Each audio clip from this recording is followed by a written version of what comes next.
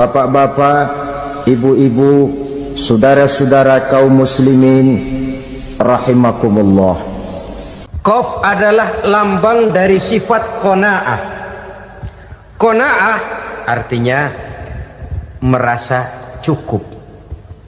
Puasa melatih kita untuk bersikap cukup dalam hidup.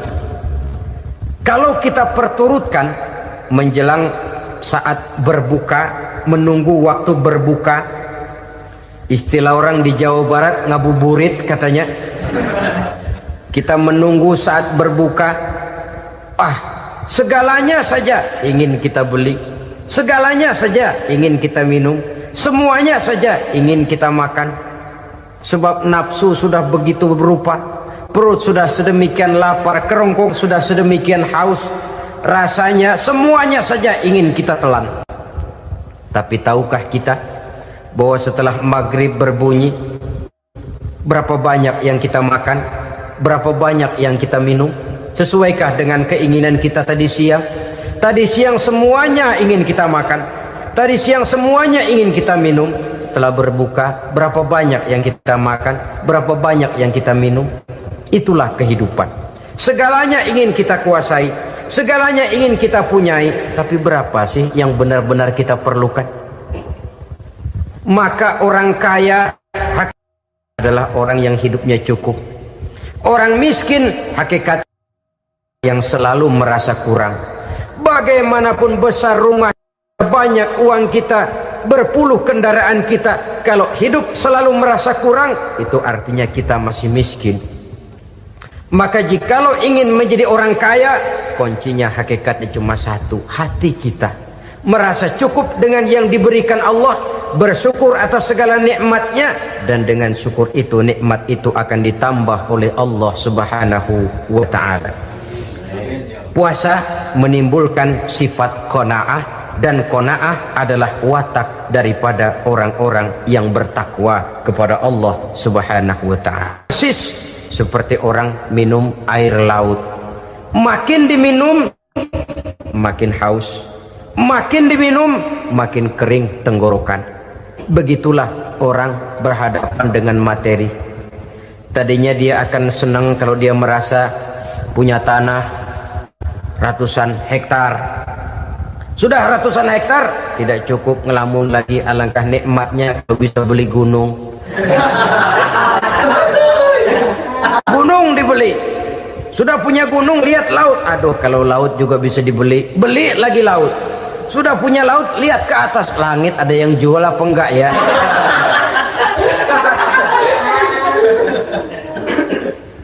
Seperti orang berhadapan dengan air laut yang makin diminum makin membuat kita haus dan makin kering tenggorokan ini. Maka itu harus dihentikan. Sikap untuk menghentikan itu tidak lain adalah dengan sifat qanaah itu tadi, merasa cukup dengan apa yang diberikan Allah, mensyukuri nikmatnya.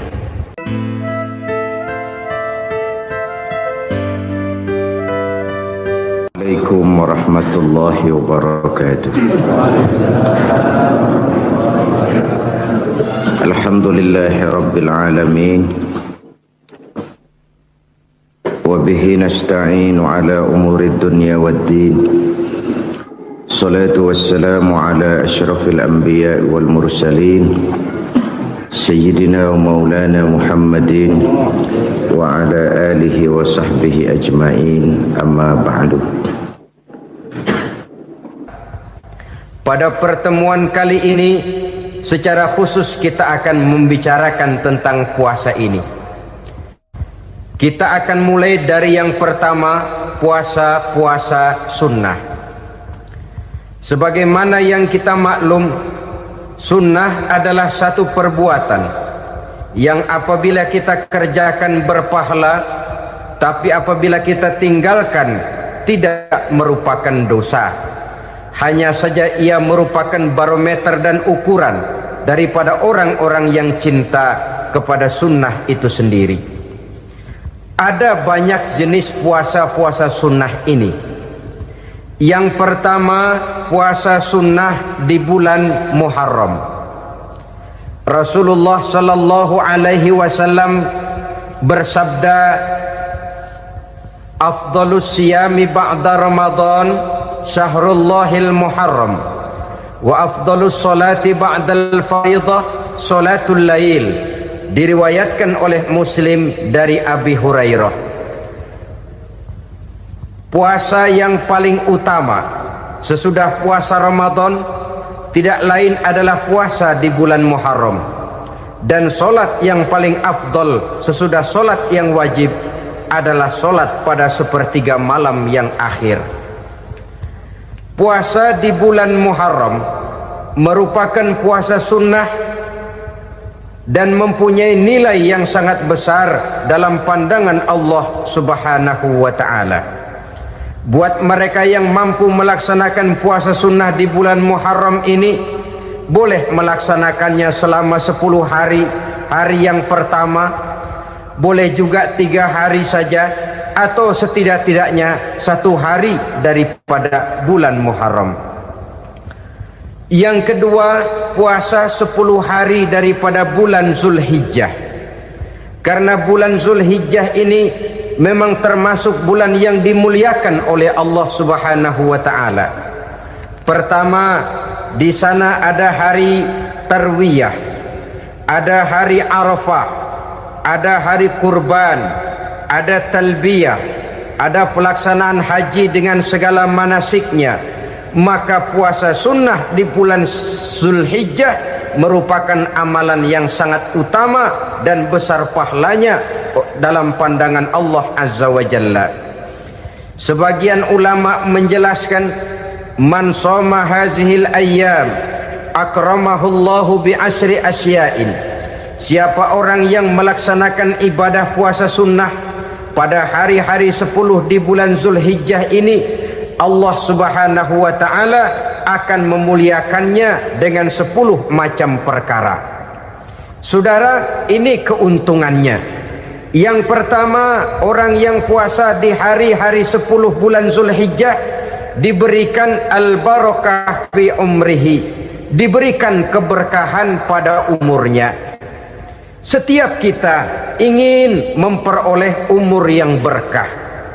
Umur yang berkah itu yang bagaimana? Apa yang jumlahnya panjang? Mungkin. Tetapi yang jelas, umur yang berkah ini adalah umur yang bisa dipertanggungjawabkan di hadapan Allah Subhanahu wa ta'ala. Artinya, umur yang diisi penuh dengan kebajikan, umur yang diisi dengan segala macam kegiatan ibadah, dan umur yang dengan demikian sungguh pun kita sudah mati, jasad terkubur dalam tanah, nama kita akan tetap hidup, dikenal orang oleh karena kebajikan yang kita kerjakan. Saya kira akan lebih merupakan azab ketimbang nikmat kalau orang diberikan umur panjang tapi hanya untuk menumpuk-numpuk dosa saja. Kan lebih baik mana? Umur pendek banyak pahala, umur panjang banyak dosa. Lebih baik mana? Saya yakin yang paling baik tentu umur panjang banyak pahala. Paling sial umur pendek dosa melulu. Sudah diberikan umur pendek tidak seberapa, dosa berlipat ganda. Itu kalau orang kampung bilang tekor namanya. Rugi. Umur pendek hanya untuk menumpuk-numpuk dosa. Boleh jadi kalau umat-umat zaman dulu, saudara, mereka diberikan umur panjang. Nabi Adam, kita tahu Nabi Adam itu 2000 tahun umurnya. Nabi Nuh 950 tahun. Umatnya ya rata-rata segitu itu. Nah, kalau mereka misalnya punya umur 800 tahun, lalu 200 tahun mereka melakukan dosa, kan masih punya restan 600 tahun untuk taubat. Karena umurnya diberikan jatah panjang. Kita ini oleh Allah Subhanahu wa ta'ala, umat Nabi Muhammad ini umurnya pendek-pendek. Kalau nyontoh Nabi 63 tahun saja. Kalau diberikan 70 tahun umur kita sekarang, itu sudah dapat jatah lebih 7 tahun. Alhamdulillah bahwa Allah memberikan saat-saat waktu-waktu, tempat-tempat yang punya nilai istimewa, sehingga umur yang pendek ini bisa bernilai panjang, nilai ibadahnya bisa bernilai pahala seperti umat yang berumur panjang dahulu itu. Karena itu manfaatkan umur dengan baik, dan salah satu keberkahan daripada umur akan datang dengan melaksanakan ibadah puasa sunnah. Ini yang pertama. Yang kedua, az-ziyadatu fi malihi, berikan tambahan hartanya, menjadi orang kaya. Kaya apa? Kaya hati setidak-tidaknya. Karena dengan tekun dan rajin melaksanakan ibadah puasa, yang segera tertanam dalam jiwa seseorang merasakan cukup di dalam kehidupan. Itulah dia orang yang paling kaya, orang yang hidupnya paling cukup. Kalau orang sudah merasa cukup dalam hidupnya, maka itulah dia orang yang kaya. Saudara-saudara kaum muslimin rahimakumullah, puasa sunnah memberikan tambahan harta, usahanya berkembang, dengan demikian membawa keberkahan, hartanya makin bertambah, akan menunjang ibadahnya kepada Allah, lebih memantapkan dan membawa ketenangan dalam hidupnya. Itu termasuk berkahnya melaksanakan puasa sunnah itu.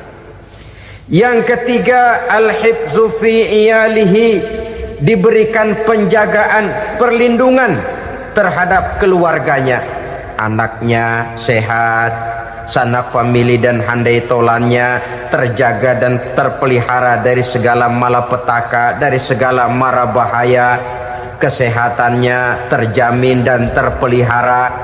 Itu sudah merupakan modal yang sangat besar di dalam kita mengarungi kehidupan. Sebab rasanya sulit untuk bahagia, duit kita banyak sekali, usaha kita selalu mendatangkan untung yang berlipat ganda. Tapi sebentar-sebentar anak kita sakit, yang ampek, yang korengan, yang kena musibah, ndak tak karu-karuan sakit, berobat sampai jutaan rupiah. Itu kan sudah tidak membawa kebahagiaan. Uang masuk yang begitu banyak jumlahnya, habis akhirnya untuk berobat saja. Sebenarnya hitung-hitung ya seri-seri juga. Usaha berhasil, duit banyak, habis untuk berobat. Lah sama juga saudara-saudara. Jadi dengan demikian, biar duit kita banyak, asal keluarga pada sehat saja, udah enak bener itu. Duit banyak, ekonomi cukup, keluarga sehat, nikmat rasanya menjalani kehidupan ini. Yang kiamat sudah duit kagak barang seperak, keluarga ampek semua. Kiamat sudah. Saudara hadirin yang saya hormati, jadi yang ketiga, Allah memberikan pemeliharaan terhadap keluarganya. Satu kali orang dipelihara Allah, tidak satu kekuatan pun yang bisa mencelakakan. Satu kali orang disengsarakan Allah, tidak satu tenaga pun yang mampu menyelamatkannya. Itulah sebabnya perlindungan Allah, pemeliharaan Allah terhadap diri dan keluarga sangat kita perlukan di dalam kehidupan ini. Dengan melaksanakan ibadah puasa, kita mendekatkan diri kepada Allah. Dengan dekat kepada Allah, maka Allah pun dekat kepada kita. Sehingga dalam hadis qudsi dikatakan, ta'arraf ilallahi firraha ya'rifka fi syiddah. Ingatlah kepada Allah di waktu kamu senang, agar Allah ingat kepada kamu di waktu kamu susah. Yang kita laksanakan kadang-kadang sebaliknya. Waktu susah kita ingat Allah, waktu senang kita lupa Allah. Akhirnya nanti pada waktu kita melarat, kebelangsak, susah dan sebagainya, pertolongan tidak akan datang kepada kita. Benar, ta'arraf ilallah firraha ya'rifka fi syiddah. Ingatlah kepada Allah di waktu kamu susah, ingatlah kepada Allah di waktu kamu senang, agar Allah ingat kepadamu di waktu kamu mendapat kesusahan. Umumnya watak manusia memang kalau sudah dapat susah, ingat kepada Allah. Waktu duduk, waktu berbaring, sambil tidur, dalam segala keadaan Allah disebutnya, Allah dimintakan pertolongannya. Tapi dikala dia berada pada posisi di atas angin, merasa senang, bahagia, Allah terlupakan. Saudara-saudara kaum muslimin, itu yang ketiga. Yang keempat, at-takfiru li sayyiatihi. Orang yang melaksanakan puasa sunnah itu diampuni segala dosa dan kesalahan yang telah dilakukannya. Dan yang kelima, at-tad'ifu li hasanatihi, diberikan balasan yang berlipat ganda dari segala kebaikan yang dikerjakannya. 1 berbalas 7, 7 bisa berbalas 10, 10 masih berbalas 100, masih ditambah dengan wallahu yudha'ifu liman yasha. Allah melipat gandakan pahala orang-orang yang dikehendakinya. Maka carilah satu kebaikan yang apabila kita kerjakan, dosa akan dihapus dan nilai pahalanya menjadi berlipat ganda. 1 kali kita bekerja, 230 bisa kita raih dan kita jangkau. Yang keenam, orang yang melaksanakan puasa sunnah di bulan Zulhijjah, at-tashil li sakarati mautihi, diberikan kemudahan pada saat menghadapi sakaratul maut. Maut a mysterious problem. Dia adalah pintu yang setiap orang pasti akan memasukinya. Bahwa mati adalah mati, itu semua kita tahu. Tapi hakikat orang pada saat menghadapi mati itu kan berbeda-beda. Ada yang matinya itu gampang sekali, persis orang tidur saja, tidak nampak gelisah, tidak bikin susah yang hidup, tidak gelimpangan di tempat tidur, persis seperti orang mau tidur saja. Ada yang sulit sekali menghadapi sakaratul maut, gelimpangan di tempat tidur, bikin bingung orang yang nunggu. Kadang-kadang seperti kerbau digorok lehernya. Saudara-saudara, sulit menghadapi sakaratul maut. Oleh karena itu Rasulullah sallallahu alaihi wasallam sering beliau itu kalau berdoa membaca Allahumma hawwin alayya fi sakaratil maut. Ya Allah, mudahkan saya di dalam menghadapi sakaratul maut. Rasulullah saja, saudara, orang yang ibadahnya paling banyak, orang yang hatinya paling bersih, orang yang akhlaknya paling luhur, masih berdoa semacam ini, mohon dimudahkan oleh Allah agar mudah menghadapi sakaratul maut. Apalagi kita, terus terang kita ini paling-paling kelas mukhtalid, bangsa sama pahala mau sama dosa doyan.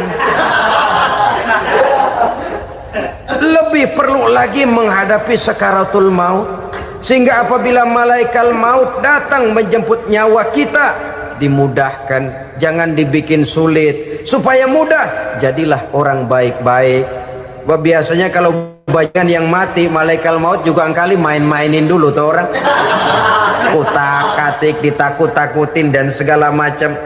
Saudara hadirin yang saya hormati, maka menghadapi sakaratul maut ini merupakan kunci. Apakah seseorang bisa husnul khatimah atau bisa su'ul khatimah? Salah satu jalan untuk memudahkan diri menghadapi sakaratul maut, melaksanakan puasa sunnah di bulan Zulhijjah ini. Yang ketujuh, ad-diya'u li zulumati qabrihi, diberikan terang di alam kuburnya. Kubur, saudara tahu, saudara tentu sering lihat orang dimasukkan ke liang lahat, ditutup dengan papan, dinding ari kata kita di kampung, lalu diuruk lagi dengan tanah. Dalamnya liang lahat, gelapnya liang lahat, gelapnya diuruk dengan tanah, gelapnya di dalam kubur, 3 gelap yang menjadi satu. Bapak moyangnya gelap.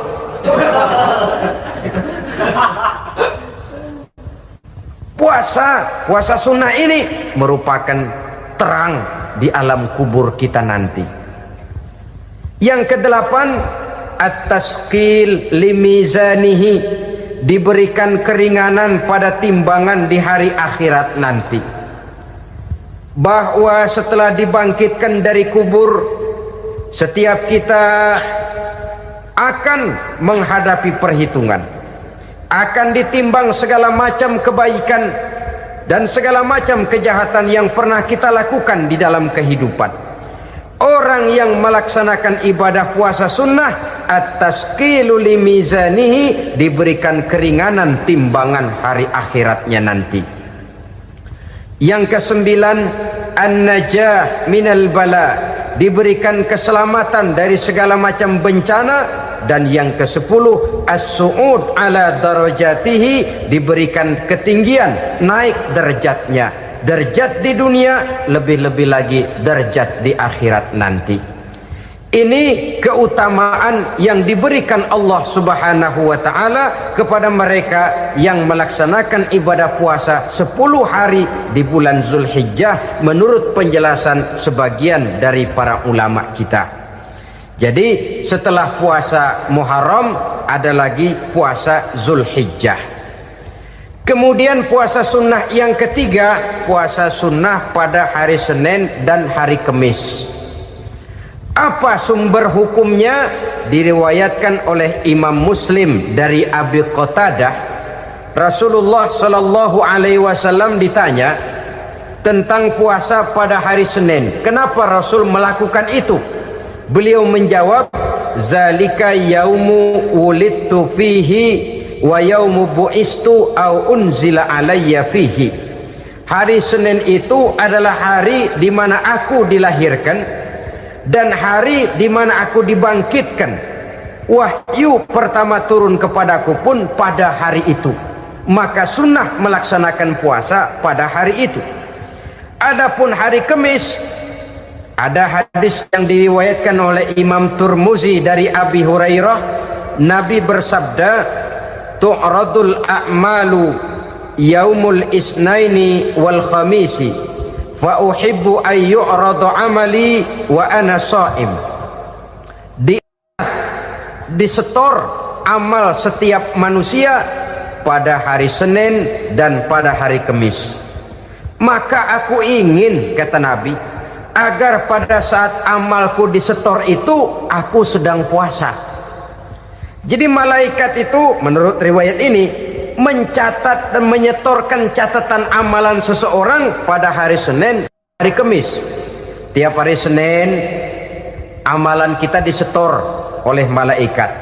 Catatan terakhir tentu yang sedang kita kerjakan, sehingga yang masuk daftar, saya tinggalkan orang ini, dia sedang puasa, karena naik catatan amalnya pada hari Senin. Kamis diangkat lagi, catatan paling akhir, saya tinggalkan orang ini, dia sedang puasa. Itu makna fa uhibbu ayyurada amali wa ana shaim. Aku senang kalau pada saat amalku disetor, catatan paling akhir aku lagi puasa. Satu keistimewaan. Alangkah celaka tiap amalan disetor kita sedang berbuat jahat. Senin, Kamis, teler, mabok, judi. Tiap amalan disetor, catatan akhirnya saya tinggalkan si fulan lagi teler. Laporan Senin. Kamis laporan lagi, saya tinggalkan si fulan lagi mirit kartu. Saudara hadirin yang saya muliakan, alangkah jeleknya catatan kita. Oleh karena itu sunnah puasa pada hari Senin dan hari Kamis. Ini amalan sunnah, saudara-saudara. Dan oleh karena ini amalan sunnah, sebagian ulama memberikan penjelasan, walaupun lupa niat, kalau sudah malam itu lupa niat, boleh niatnya sudah siang puasa sunnah ini, dengan catatan dari pagi belum makan apa-apa.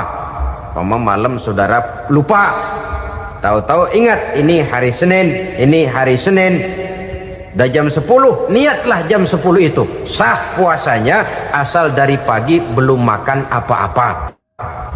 Tapi kalau sudah dapat 2 piring baru niat jam 10, itu lain, ngojek namanya.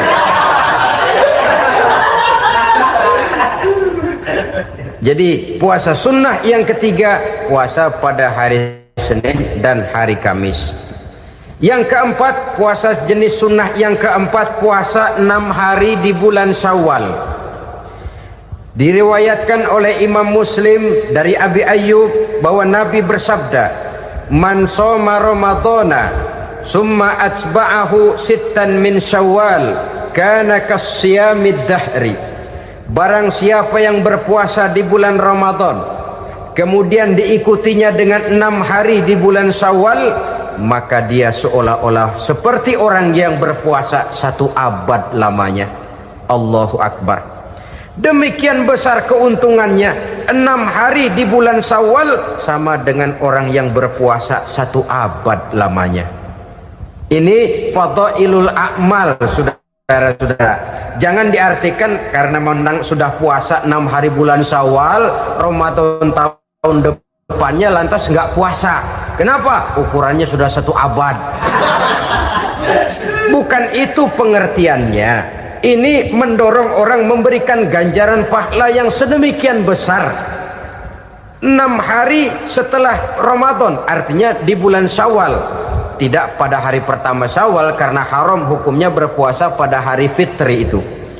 6 hari di bulan Syawal. Tinggal lihat yang mampunya saja. Boleh berurutan, boleh tidak berselang-seling, boleh. Asal saja jumlahnya 6 hari selama masih bulan Syawal itu. Hari ini 3 hari lagi, 4 hari lagi diselang-seling atau berurutan, itu juga lebih baik.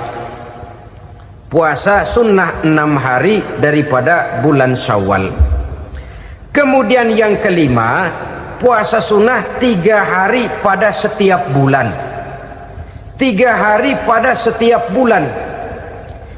Diriwayatkan oleh Imam Bukhari dan Muslim dari Abi Hurairah. Abi Hurairah bercerita, "Ausani khalili sallallahu alaihi wasallam bisalasin." Kekasih saya Rasulullah berwasiat kepada saya, memesankan benar-benar kepada saya untuk melaksanakan 3 amalan yang terpuji. Pertama, siyamu salasati ayyamin min kulli syahrin. Puasa 3 hari dalam setiap bulan. Ini wasiat yang pertama. 3 hari pada setiap bulan. Tidak peduli bulan apa saja. Dalam artian ya bulan menurut perhitungan Islam ya. Muharram, Safar, Rabiul Awal, Rabiul Tsani, Jumadal Ula, Jumadil Akhir, Rajab, Sya'ban, Ramadan, Syawal, Zulqa'dah, Zulhijjah dan selanjutnya. 3 hari pada setiap bulan. Tanggalnya tanggal berapa saja. Lebih utama pada yang disebut Yaumul Bid, yaitu hari-hari di mana bulan menunjukkan purnama. Tanggal 13, tanggal 14 dan tanggal 15 pada setiap bulannya itu disunahkan melaksanakan puasa. Itu wasiat pertama, puasa 3 hari pada setiap bulan. Wasiat yang kedua, waraqatai duha, melaksanakan sholat duha sekurang-kurangnya 2 rakaat. Itu wasiat yang dipesankan benar kepada saya, kata Abi Hurairah. Pertama, puasa 3 hari pada setiap bulan. Yang kedua, usahakan jangan meninggalkan 2 rakaat minimal daripada sembahyang duha. Kita tahu sembahyang duha itu sembahyang sunnah di waktu pagi seketika matahari naik sepenggalahan. Sekurang-kurangnya 2 rakaat, sebanyak-banyaknya 8 rakaat. Di antara fadilah atau keutamaan daripada sholat duha ini yaitu menyangkut masalah rezeki dan usaha. Kemudian wasiat yang ketiga, wa an utira qabla an anama. Beliau sangat berwasiat kepada saya untuk sholat witir sebelum tidur.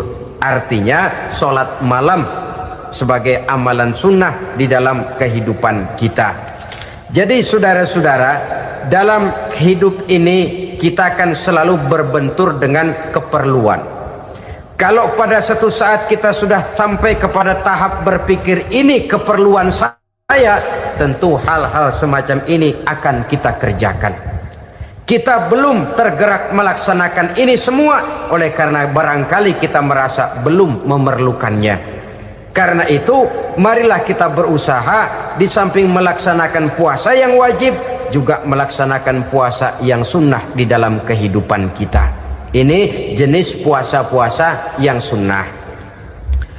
Kemudian yang kedua, ada macam puasa yang disebut puasa nazar. Hukum pelaksanaannya wajib apabila nazarnya sudah terwujud. Puasa nazar, puasa yang dikaitkan dengan suatu persoalan. Umpamanya, kalau saya lulus ujian, saya akan puasa 1 minggu lamanya. Begitu ujiannya ternyata lulus, dia wajib bayar nazarnya. Puasa 7 hari, tidak lagi sunnah tapi wajib karena dia nazarkan. Asal saja tidak sah nazar kepada yang makruh, apalagi kepada yang haram. Umpamanya nazar, kalau tembus 6 nomor mau puasa 3 hari.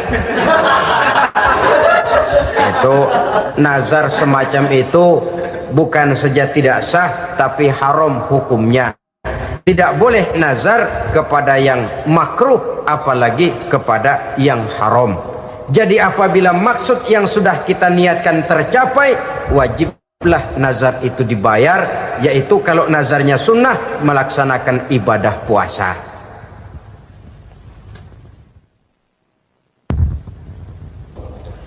Jenis puasa yang ketiga kita kenal dengan puasa wajib, dan ini kita laksanakan pada bulan suci Ramadan. Tentang teknis pelaksanaan ibadah puasa di bulan Ramadan sudah pernah saya bicarakan pada pertemuan tentang Ramadan dan Idul Fitri. Pada kesempatan ini saya hanya ingin mengajak bahwa di dalam melaksanakan ibadah puasa Ramadan ini, marilah kita mengadakan evaluasi. Kenapa demikian? Barangkali secara jujur, walaupun agak berat, saya masih harus berkata, masih banyak di antara kita umat Islam yang di dalam melaksanakan suatu ibadah terjebak dalam rutinitas ritual. Apa itu rutinitas ritual? Itu bahasa susah. Berhubung saya tidak ingin bicara yang susah-susah, kita bicara yang mudah-mudah saja. Maksud saya, banyak di antara kita umat Islam yang di dalam melaksanakan suatu ibadah itu hanya dengan prinsip asal sekadar gugur kewajiban saja. Akibatnya, sampai sejauh mana ibadah itu berhasil membentuk kepribadian diri kita, kita jarang mengadakan evaluasi dan penilaian. Salat yang penting gugur kewajiban. Puasa yang penting sudah gugur kewajiban. Haji yang penting sudah gugur kewajiban. Maka jangan heran kalau itu yang jadi prinsip, ibadah lantas tidak punya dampak dalam membentuk kepribadian diri. Banyak orang yang rajin sholat tapi munkarnya jalan terus. Sampai kadang-kadang kita bingung, yang sembahyang dia, yang nyolong dia. Puasanya kelihatannya tekun tapi tidak punya kepekaan sosial. Sama yatim piatu bersifat masa bodoh, sama fakir miskin malah gemes. Tidak lantas tumbuh kepekaan sosial walaupun dia sudah ikut merasakan tidak enaknya lapar dan haus. Ada juga yang sudah haji 4-5 kali mondar-mandir Jakarta Mekah, tapi gaya hidupnya tetap seperti katak di kolong tempurung, picik, sempit pandangan, dangkal hati, tidak terbuka walaupun sudah melihat Islam dalam skala internasional.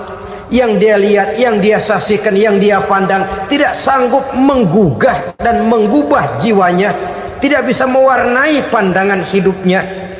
Inilah akibatnya kalau ibadah hanya dikerjakan dengan prinsip asal sekadar gugur kewajiban.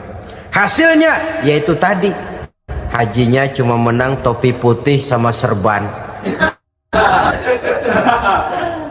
Sholatnya, ya sholatnya cuma prinsip asal gugur kewajiban, begitu juga puasanya, begitu juga zakatnya dan ibadah-ibadah lainnya.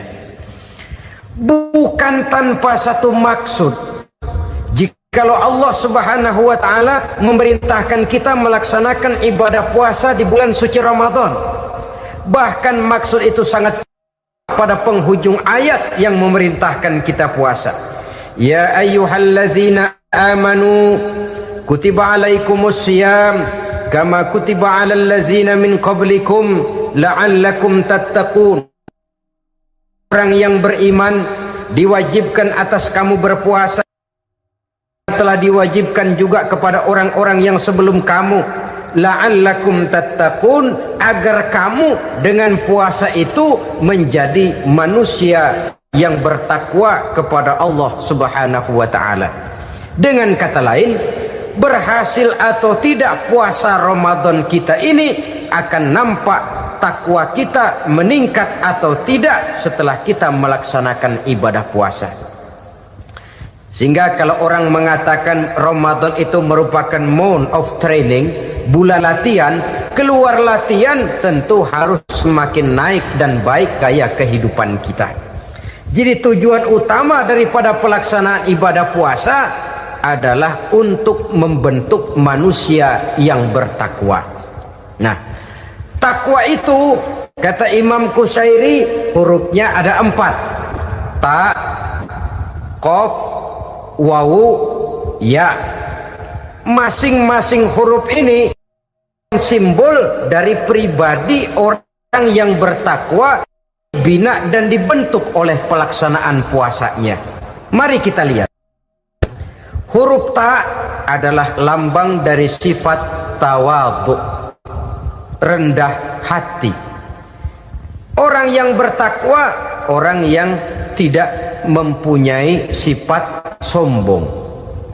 Puasa menanamkan kita kesadaran terhadap kelemahan, terhadap keterbatasan, terhadap segala ketidakmampuan yang kita miliki. Ya Allah, baru sehari nggak kena makan, nggak kena minum, sudah begini lemesnya. Puasa memang, kalau pagi orang masih sehat, masih terdorong oleh sahur, siang masih lumayan, tapi zuhur ke atas biasanya mulai sikap lemah manusiawi, keterbatasan kekuatan biologis itu mulai nampak. Dari sini tanam satu kesadaran. Kalau begitu apa yang mau disembuhkan di hadapan Allah? Kaya, siapa sih orang paling kaya? Ilmu, siapa sih orang paling pintar? Pangkat, siapa sih orang paling tinggi jabatannya? Dari sifat semacam ini lahir introspeksi, rasa mawas diri, timbul sifat tawaduknya, rendah hatinya, tidak melonjak menjadi angkuh dan sombong lantaran sedikit kemampuan dan kekuatan yang dimilikinya. Lalu untuk sikap yang lebih jauh, terwujudlah, terbentuklah apa yang dinamakan stabilitas temperatur batin. Orang tetap konstan menjaga nilai-nilai idealisme yang pernah dimilikinya. Dia mulai dengan adil, dia berjalan tetap dengan keadilan, dan dia berakhir juga tetap dalam keadilan. Jangan mulainya adil, tengahnya setengah adil, di akhirnya malah zolim sama sekali. Ini tidak punya stabilitas temperatur batin. Kan banyak orang begitu toh. Mulanya benar, belakangan mau benar sendiri. Mulanya sudah rela berkorban buat kepentingan orang banyak, belakangan malah selalu mengorbankan kepentingan orang banyak. Waktu di bawah rajin baca ayat kursi, dapat kursi lupa ayat. Stabilitas temperatur batin, tertipu oleh perasaan seolah-olah situasi dan kondisi sudah serba memungkinkan, sudah serba menguntungkan. Orang yang dibentuk pribadinya oleh pelaksanaan ibadah puasa, dia sadar apapun keberhasilannya, apapun kedudukannya, apapun nilai kekayaannya, itu cuma sebagian kecil sekali dari apa yang ada pada zat Allah Subhanahu wa ta'ala. Hati tidak takabur, sesuai dengan namanya takabur dari kalimat takabbaro ya takabbaru, membesar-besarkan diri, orang yang suka membesar-besarkan diri, orang yang tidak yakin bahwa dirinya orang besar, lalu dibesar-besarkan dirinya. Sebenarnya itu sudah satu sikap di mana dia tidak percaya kepada diri sendiri. Dirinya sebenarnya bukan apa-apa, cuma ingin dianggap besar, lalu dibesar-besarkan. Takabur namanya. Puasa sekali lagi melatih kita menanamkan kesadaran akan kelemahan dan keterbatasan kita sebagai makhluk. Itu sikap tawadu. Fir'aun, saudara tahu Fir'aun, lama-lama dia jadi raja, lupa diri dan lupa daratan, melonjak menjadi angkuh dan sombong sampai kepada puncak kekurang ajarannya, memproklamirkan dirinya menjadi Tuhan. Hitler juga begitu. Pendeknya, orang manakala tidak ada kesadaran tentang dari mana segalanya berasal dan kemana segalanya akan kembali, dia mudah out of control. Kalau sudah out of control, maka dia akan melakukan perbuatan yang melampaui batas. Itu yang pertama. Jadi orang takwa, orang yang rendah hati, salah satu tujuan daripada pelaksanaan ibadah puasa menanamkan sikap rendah hati. Dari sikap rendah hati ini yang timbul lalu apa? Kepekaan sosial. Kalau saya puasa, saya sudah merasakan bagaimana tidak enaknya lapar. Saya sudah merasakan bagaimana tidak enaknya haus. Tapi bagaimanapun, saya lapar cuma sebentar, saya haus cuma sebentar. Selesai maghrib, lapar saya hilang, haus saya hilang. Bagaimana yatim piatu, orang-orang tua jompo yang perlu santunan, orang-orang miskin yang terkapar di kolong-kolong jembatan, yang tiap hari merasakan perasaan seperti ini tanpa tahu kapan hidup dan nasibnya akan berubah, tidur beratapkan langit berselimut koran. Kalau demikian saya ini beruntung, kalau demikian apa yang bisa saya lakukan untuk mereka? Kepekaan sosial ini lalu timbul dalam apa yang orang sekarang namakan solidaritas, kesetiakawanan sosial. Hidup tidak hanya untuk kepentingan diri dan perutnya sendiri saja, tapi mau menolong, mau membantu orang yang memang memerlukan bantuan dan pertolongan itu sendiri. Jangan setelah tahu lapar tidak enak, haus tidak enak, tapi kita tidak mau tenggang rasa, tidak mau timbang rasa. Begini loh tidak enaknya lapar, begini loh tidak enaknya haus. Ini terjadi pada diri saya masih mampu, masih berbuka puasa. Bagaimana yang tiap hari merasakan seperti ini? Tidak Ramadan, tidak Syawal, tidak Zulqa'dah, tidak Zulhijjah, selalu kelaparan dan kehausan. Dari sana timbul kepekaan sosial. Lalu lahirlah sikap pemurah, dermawan, mau menoleh ke kiri dan ke kanan. Bahkan Al-Quran itu sampai mengancam betul. Ara'aital ladzi yukadzibu bid-din fadzalika allazi yad'ul yatim wa la mendustakan agama. Islam mendustakan Islam. Solat dia tapi mendustakan solat. Puasa dia tapi mendustakan puasa. Siapa mereka itu? Fadzalika allazi yad'ul yatim. Merekalah orang-orang yang meninggalkan anak-anak yatim. Wa la yahuddu ala ta'amil miskin, dan tidak pernah memberi pertolongan, tidak memerintahkan memberi makan kepada fakir miskin, walaupun dia berada pada posisi dan kondisi yang memang dia mampu. Nah, kalau dia tidak mampu itu lain soal. Dia mampu, dia tahu dan dia diam saja. Itu termasuk yukadzibu biddin, orang-orang yang mendustakan agama. Berlindung kita kepada Allah, jangan sampai termasuk ke dalam kelompok itu. Yang kedua, saudara, huruf takwa itu qaf. Qaf adalah lambang dari sifat qanaah. Qanaah artinya merasa cukup.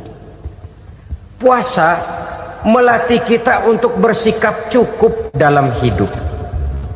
Kalau kita perturutkan menjelang saat berbuka, menunggu waktu berbuka, istilah orang di Jawa Barat ngabuburit katanya, kita menunggu saat berbuka, segalanya saja ingin kita beli, Segalanya saja ingin kita minum, semuanya saja ingin kita makan. Sebab nafsu sudah begitu berupa, perut sudah sedemikian lapar, kerongkong sudah sedemikian haus, rasanya semuanya saja ingin kita telan. Tapi tahukah kita bahwa setelah maghrib berbunyi, berapa banyak yang kita makan, berapa banyak yang kita minum? Sesuaikah dengan keinginan kita tadi siang? Tadi siang semuanya ingin kita makan, tadi siang semuanya ingin kita minum. Setelah berbuka, berapa banyak yang kita makan, berapa banyak yang kita minum?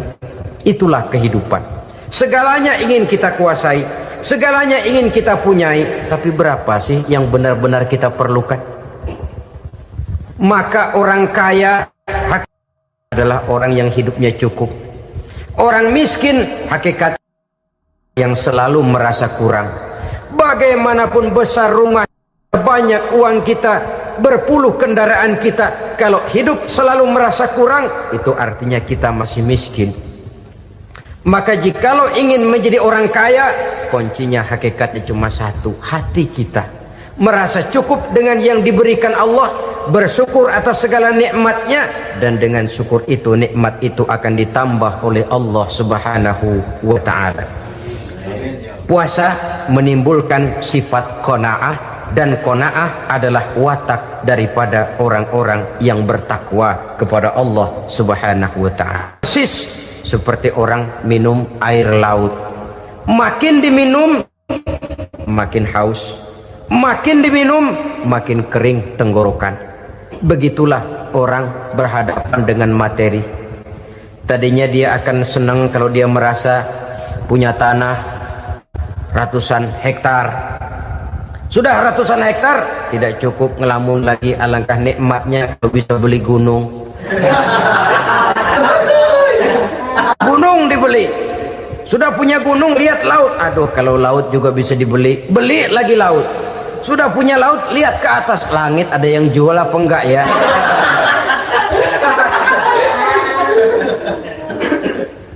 Seperti orang berhadapan dengan air laut yang makin diminum makin membuat kita haus dan makin kering tenggorokan ini. Maka itu harus dihentikan. Sikap untuk menghentikan itu tidak lain adalah dengan sifat qanaah itu tadi, merasa cukup dengan apa yang diberikan Allah, mensyukuri nikmatnya. Itu yang kedua. Yang ketiga, pada kalimat takwa ada huruf wawu. Wawu adalah simbol dari sifat wara dengan ain. Wara, orang yang terpelihara dirinya baik dari yang syubhat, lebih-lebih dari yang haram. Syubhat, saudara tahu, barang yang remeng-remeng. Tapi sungguh pun remeng-remeng, kira-kira prosentasenya 70-30. 70% haram, 30% kemungkinan halalnya. Maka yang syubhat lebih baik dijauhi daripada diambil. Orang yang punya kepribadian wara, dirinya terpelihara, jangankan dari yang haram, dari yang syubhat saja dia sanggup menjaga dan memelihara dirinya. Oleh karena itu saya heran kalau orang di bulan Ramadan dia sanggup menjaga diri di waktu siang dari jenis makanan yang halal, dari jenis minuman yang haram. Ada tahu nganggur di meja siang, enggak dia makan. Ada air teh nganggur di meja siang, enggak dia makan. Padahal itu jenis makanan dan minuman yang halal. Tapi ketika datang maghrib, dia berbuka dengan makanan yang dibeli dari uang yang dihasilkan dengan cara yang haram. Bukankah itu sesuatu yang terbalik? Bukankah dengan demikian sudah tidak lagi menimbulkan sikap yang bisa memelihara dan menjaga kepribadian diri? Orang yang membiasakan diri terpelihara dari yang syubhat apalagi yang haram, maka baik yang dipakainya, yang diminumnya, yang dimakannya terdirilah dari barang-barang yang baik yang dihalalkan oleh agama. Wara. Kemudian yang keempat, pada huruf kalimat takwa ada huruf yakin. Huruf ya simbol dari sifat yakin. Orang yang puasa dibentuk kepribadiannya mempunyai satu keyakinan yang tangguh, dan keyakinan adalah ciri daripada orang yang takwa. Kita lihat yang dipanggil melaksanakan ibadah puasa ini kan iman. Karena memang sulit untuk melaksanakan puasa kalau tidak iman yang jadi dasar. Setidaknya seperti sudah pernah saya sampaikan, ibadah puasa ini memang sulit terkena penyakit show. Kalau kita sholat barangkali terangsang karena kelihatan orang lain. Kalau kita pergi haji mungkin jadi sugesti karena orang banyak tahu. Kalau kita bayar kita jadi terangsang karena banyak orang lihat. Tapi kalau sudah puasa, puasa itu kan yang tahu cuma kita dan Allah saja. Ya, kita sholat, orang lain lihat, kita jadi rada semangat. Kita pergi haji, orang lain banyak ngantar, kita semangat. Kita bayar zakat, orang lain banyak saksikan, kita bersemangat. Tapi kita puasa, siapa yang mau nyaksiin kita puasa? Siapa yang mau memuji kita puasa? Siapa yang mau menyanjung kita puasa? Itu cuma urusan kita dan Allah. Oleh karenanya, dasar daripada pelaksanaan ibadah yang harus mencegah tenggorokan segalanya jadi nikmatan. Tidak ada kerja yang lebih indah selain kerja yang didasarkan kepada satu keyakinan bahwa yang kita kerjakan itu adalah sesuatu yang benar. Dalam hal ini sesuatu yang diperintahkan oleh Allah Subhanahu wa taala kepada kita. Saudara-saudara kaum muslimin rahimakumullah. Demikianlah titik evaluasi kita. Jangan berpuasa hanya dengan prinsip asal sekadar menggugurkan kewajiban saja, yang akan berakibat Ramadan tahun ini berakhir begitu, Ramadan terjebak menjalani rutinitas ritualnya saja. Bahkan kadang-kadang yang nyata betul, Nabi menganjurkan tingkatkan ibadah pada 10 hari yang akhir di bulan Ramadan, tanggal 20 sampai akhir Ramadan. Yang kita praktekkan malah kegiatan ibadah kita justru menurun pada 20 Ramadan yang akhir. Coba lihat 20 Ramadan ke atas, itu pasukan tarawih paling kelas 60-70 tahun ke atas. Kemana yang lain? Sudah berpikir menghadapi lebaran, berpikir pulang mudik, berpikir macam-macam. Akibatnya konsentrasi ibadah lalu buyar. Dianjurkan Rasul tingkatkan ibadah pada 10 hari yang terakhir.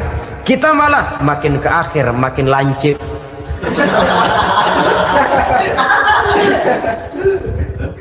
Saudara-saudara kaum muslimin rahimakumullah, kita terjebak oleh sesuatu yang sementara, oleh sesuatu yang bersifat kulit, lalu meninggalkan isinya. Padahal jikalau kita tidak mengisi Ramadan dengan kegiatan ibadah, berarti kita tidak keluar dari Ramadan dengan jiwa yang baru yang sudah ditempa oleh pengalaman ibadah di bulan Ramadan. Artinya kita tidak kembali kepada fitrah, kesucian seperti saat kita dilahirkan. Lalu kalau kita tidak kembali kepada fitrah, apa yang mau kita rayakan pada Idul Fitri itu? Di mana letak kegembiraan kita? Di mana letak kebahagiaan hati? Kembalikah kita kepada fitrah? Tidak. Benarkah puasa yang kita kerjakan? Kelihatannya juga tidak. Adakah dampak dari pelaksanaan ibadah dalam pribadi kita? Tidak. Kadang-kadang Ramadan selesai malah teriak merdeka.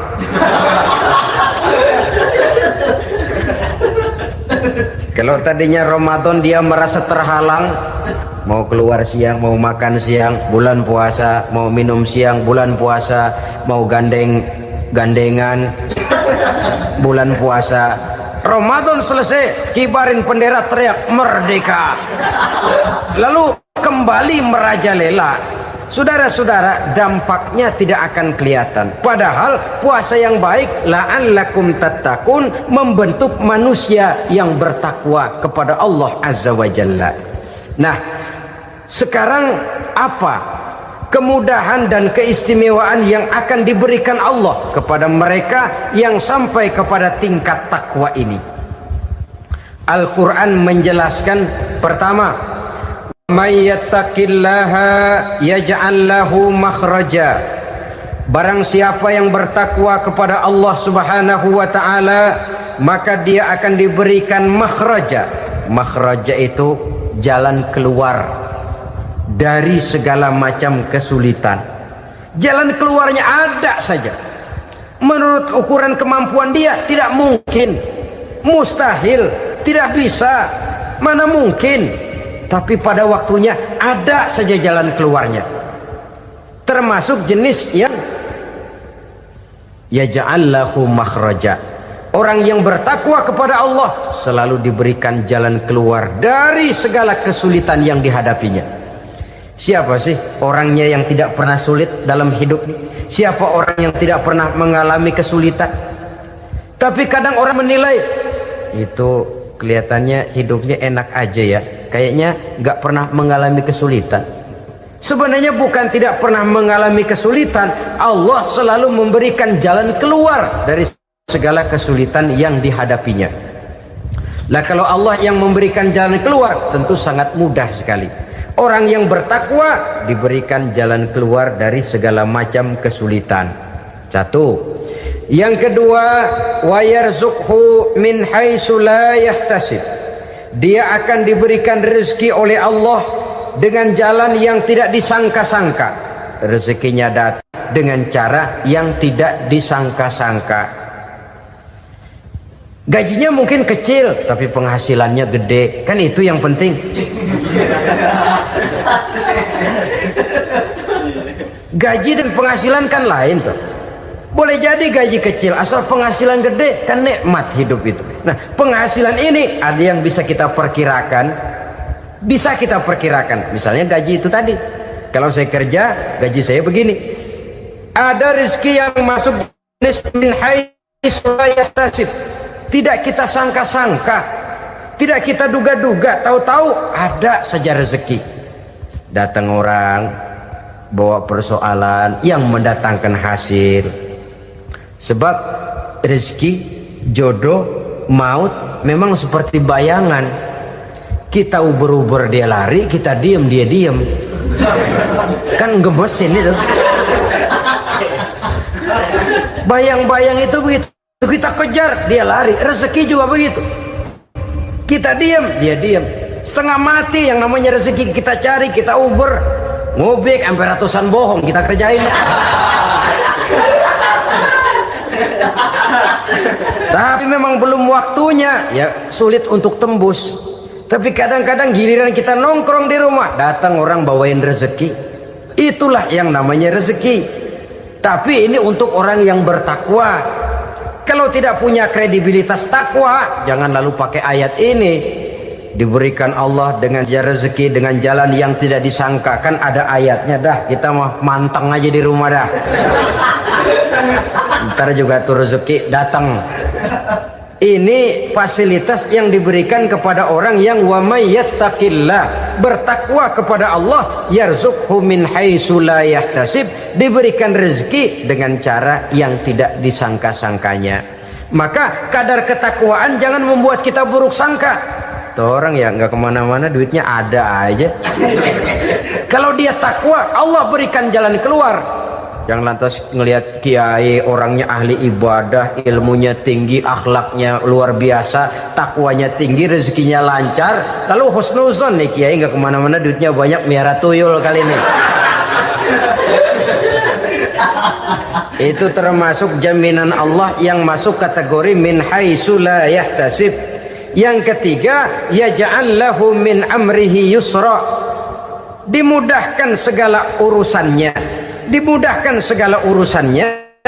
Kemudian yang keempat, yukaffir anhu sayyiatihi wa yu'azzim lahu ajra, diampuni segala kesalahannya dan dibesarkan pahala kebaikan yang dikerjakannya. Maka mudah-mudahan puasa yang kita kerjakan mengantarkan kita kepada ketakwaan kepada Allah, dan takwa membuka janji Allah kepada kita di dalam kehidupan ini. Inilah saja yang kita bicarakan pada pertemuan ini.